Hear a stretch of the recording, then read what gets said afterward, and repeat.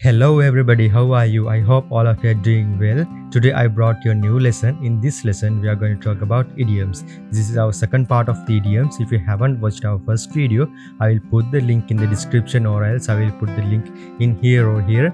Please go and watch that video. So in this lesson I'm not going to talk about what are the idioms and background of the idioms. We already talked about those things in our past lesson. So if you haven't watched that video, please go and watch that video. So I have a kind reminder, if you haven't subscribed our YouTube channel yet, if you want to see this type of content in further, don't forget to subscribe my YouTube channel and don't forget to share this video with your friends.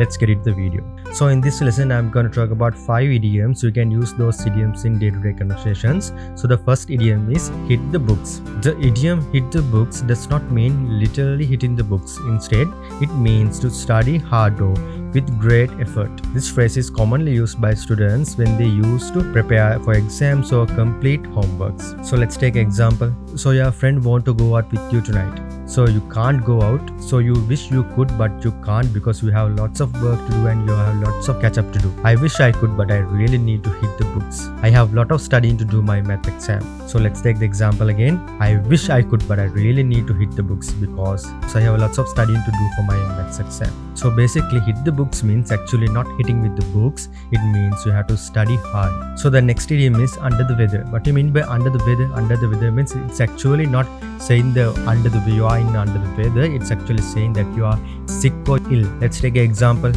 You usually attend your yoga class every morning, but one day you didn't show up. So your friend calls you and asks you, hey, we missed you at yoga this morning. Is everything okay? So you want to say you were not doing well. Instead of saying that, you can use the idiom under the weather. Let's put the idiom into a sentence and see how it goes. So you can answer, I have been feeling a bit under the weather, so I decided to stay at home. So in this example explains that you are not feeling well. That's why you didn't attend to the yoga class. So our third idiom is beat around the bush. What do you mean by beat around the bush? The idiom beat around the bush means to avoid talking directly about the main points or issues. Instead of being straightforward, a person might ask in a roundabout way. Let's see example. You need to ask your boss for a raise but you're nervous about the conversation. So how are you going to put this idiom into a sentence, right? You are not going to ask him straightforward you want a raise. Instead of asking forward, you are going to say it indirectly. Yes, well, you see, I have been really enjoying my work here and have taken a lot of new responsibilities lately. The team seems to be happy with my contribution and I have been thinking about the future. So that is our idiom, beat around the bush.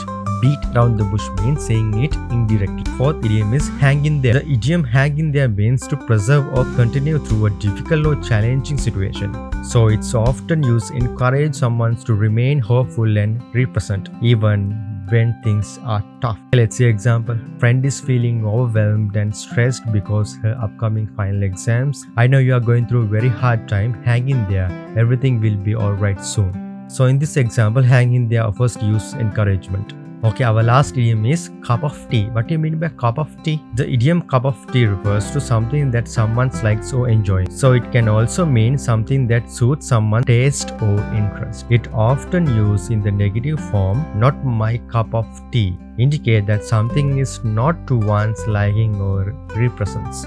Okay, let's see example.